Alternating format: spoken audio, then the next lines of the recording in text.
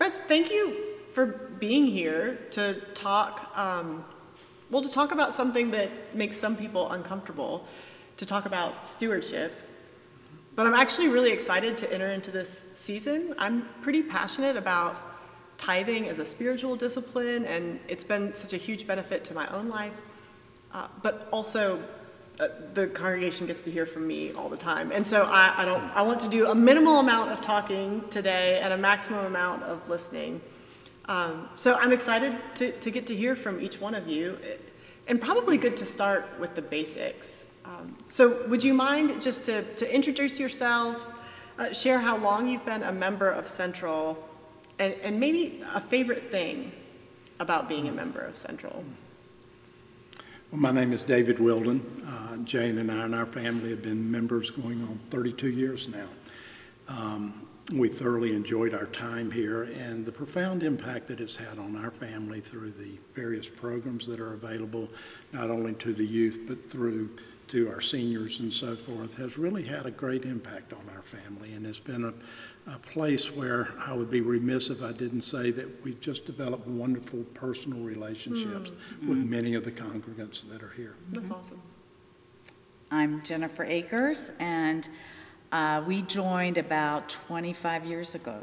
And our first memories really were in the preschool program, which was very enriching, and also being totally new to Asheville. It was just a great way to expand our circle and get to know friends and have that common faith, and it was just very comforting. So it's been great. That's awesome. And I'm John Pierce. I'm the chair of the Stewardship Committee, and my wife Diana and I have been at Central for over 20 years. And we enjoy our Sunday school class. And one of the things we're doing on our Sunday school class is we're studying the book, The History of Turning Points of Christianity, which has really just been a wonderful journey.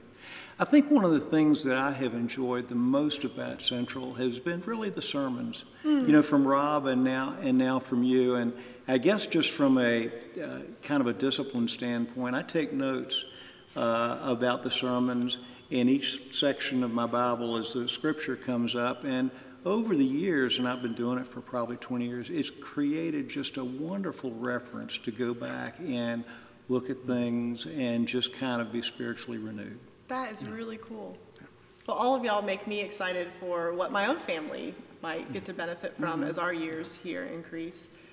But more to the point of stewardship and giving, next I'm curious about your first memory of giving. Can you think of your earliest memory around giving? I grew up in a very small church in Raleigh, North Carolina. It was a Methodist church. And I can very vividly remember my dad sitting down every month and writing a check to the church. And it was just instilled in me that that's something that you should be privileged to do, you should be grateful to do, and it's just be something that our family has always done over the years. That's awesome. Yes, I share a similar memory. I remember my father every week would, write a check and put the envelope in the tray, and I guess it was when I was confirmed, and I was actually going to a Lutheran church at that point, but I do remember getting that little box of envelopes and, feeling excited, to be able, you felt like you were getting closer to adulthood. Yeah. You had arrived. So, I do remember. And one of my first jobs, I went to First Baptist Church in Richmond, Virginia, and one of my first jobs was being a paper boy. And I also mowed grass, and I remember being a paper boy. Back in the old days, the paper boys collected for delivering the papers. We'd go around to everybody, so I would then have to roll the quarters and the nickels and the dimes, and every week I would fill out the place card once a year, and then put a portion into the offering envelope. That's awesome. Well, and one of the beautiful things about giving at church is that you're already benefiting, you're a part of what that giving helps to provide, of the ministries that are offered at your home churches or here at Central. And so next, I'm curious to hear a story about your experience of ministry through Central. Can you think of one story in particular? I would say that the youth programs that were here, and they're very familiar with you with Wilderness Trail. All three of my children participated in that, and what it meant to them, and to see the people that they have become. Yeah. And I think it'd be similar for me with confirmation, that journey. I had the opportunity to mentor some young adults, and of course my 3 boys went through the confirmation program, and it was just a sweet time, a sweet experience. Yeah. So I think that is memories I will hold dear, you know. Thank you, Jennifer. And for me, I've been through the, mentoring in the confirmation process as well. But one of the fun things pretty recently that I did was then taking these notes and in my Bible, when Rob had his retirement party, I was on the retirement committee and had the idea of trying to capture some of the, quote, Robisms. They were the special, they were the special phrases he would say, things like, this made you feel like a peanut on the floor of Yankee Stadium, great things.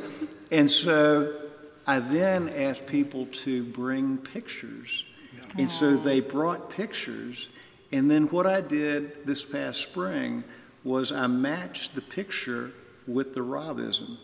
And so I had one of the pictures, they were at the Braves game. It wasn't perfect, but that was where the peanut on the floor of Yankee Stadium. So it was great fun. It was great fun and a great celebration. But I feel like the sermons, both from Rob and now from you, Mary, are just wonderful and so meaningful as far as spiritual inspiration. Well, y'all, as a preacher and as the parent of a 13-year-old and a 10-year-old, I can't imagine anything you could have said any better that would make me, now I'm even more excited to be here at this church. And to the point of what we're talking about today, excited about what our stewardship season helps to fund. It's a hard thing to talk about finances for an extended period of time, but without that, we don't have the resources to support these things. So as we start to think about stewardship in particular, what does that word mean to you? What does stewardship mean to you? Well, I took the liberty of looking up spiritual stewardship, and very simply put, as being grateful for the gifts that we have been given, and being generous with the gifts that we have been given. And to me, that kind of says it in a nutshell, that we have all been blessed in many, many ways. And we as Christians should recognize that. And we're called to give.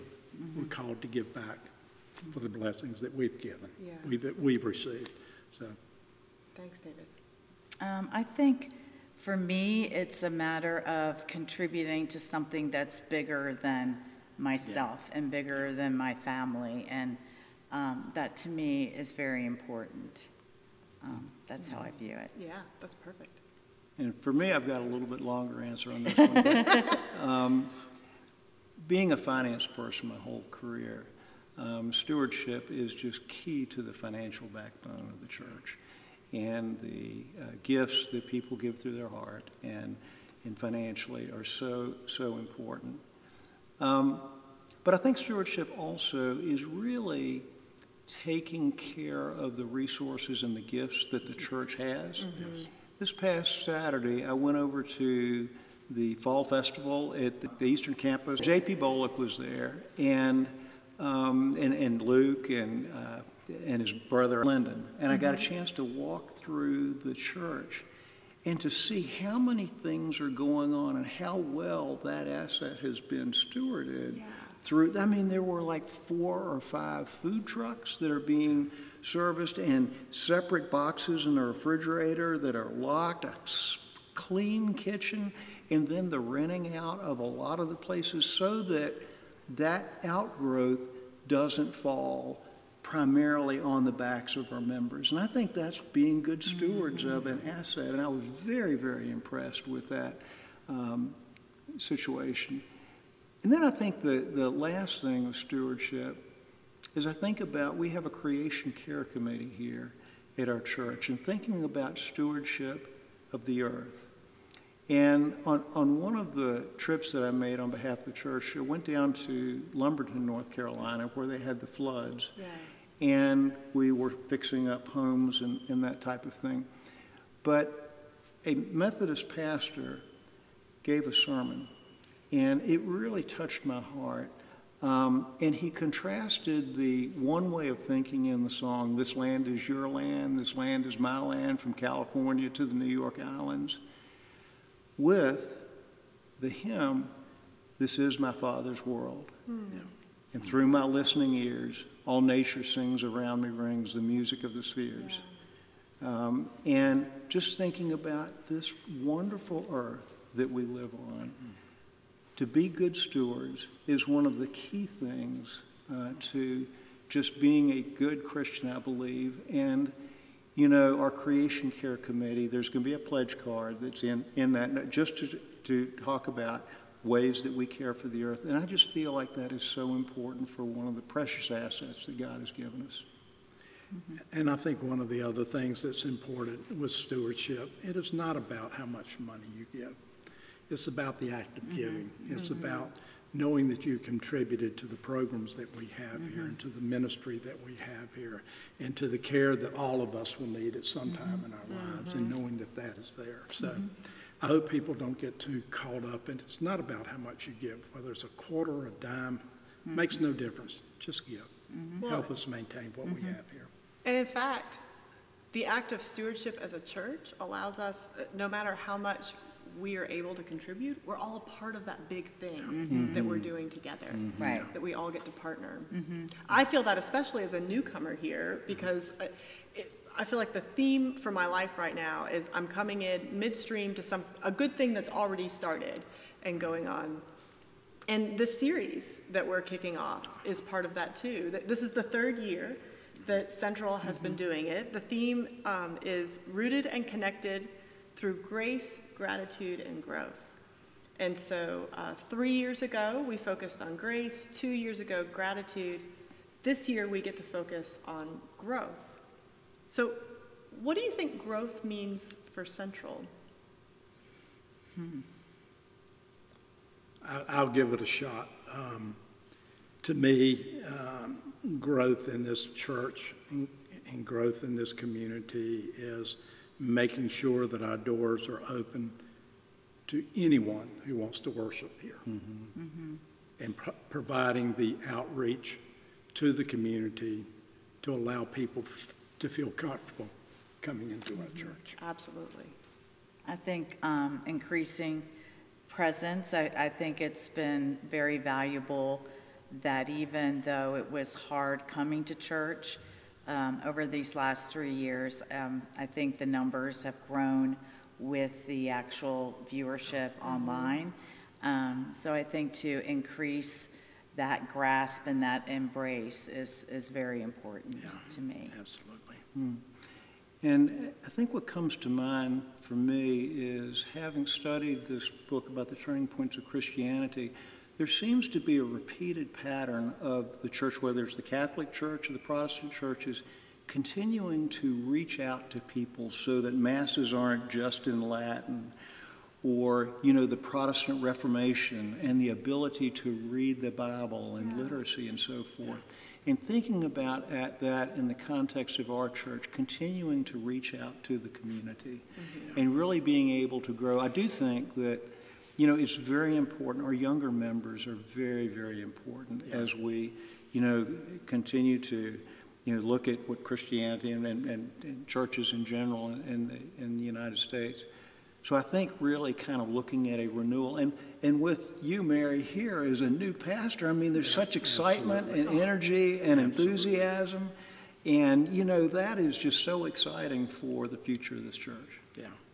I think so too. And I've been very impressed with Central to come in to a church that hasn't had a change in senior pastor for 25 years, and the ability of this church to very quickly adapt and be kind and welcoming, that says a lot that this church is ready to grow and to expand and reach out to lots more people.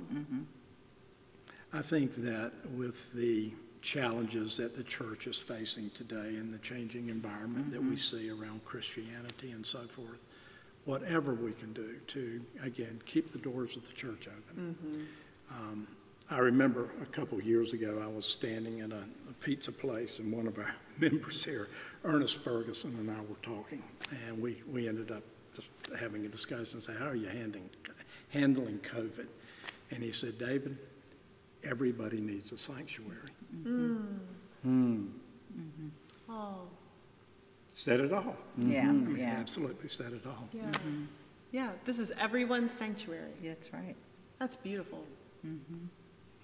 Credit Ernest. I can't take credit for that. But Yeah. for whatever reason, I've always remembered, it just hit me right in my heart. Everybody needs a sanctuary. I love that. Well, that gets us close to one last question. And it may be repeating a theme that's already come up, but I'm especially curious to hear your answers to this one. If you were to describe Central in one sentence, what would you say? Go ahead. I feel like we are welcoming and open to all.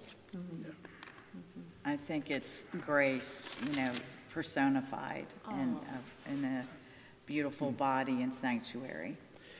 I don't think I can say it any better than what's said on the sign out there, a community for Christ in the center of the city. So. And I love that in 2012 and then again in 2019, this church added a vision to that statement. A community of Christ in the center of the city that welcomes everyone without exception. Yeah. I mean, that's something I want to be a part of. Yeah. And I'm excited to think about how this stewardship season and dreaming toward our 2024 budget can open up more ways that we can grow for God's kingdom. Thank you, friends. Thank you. Thank Thank you. you.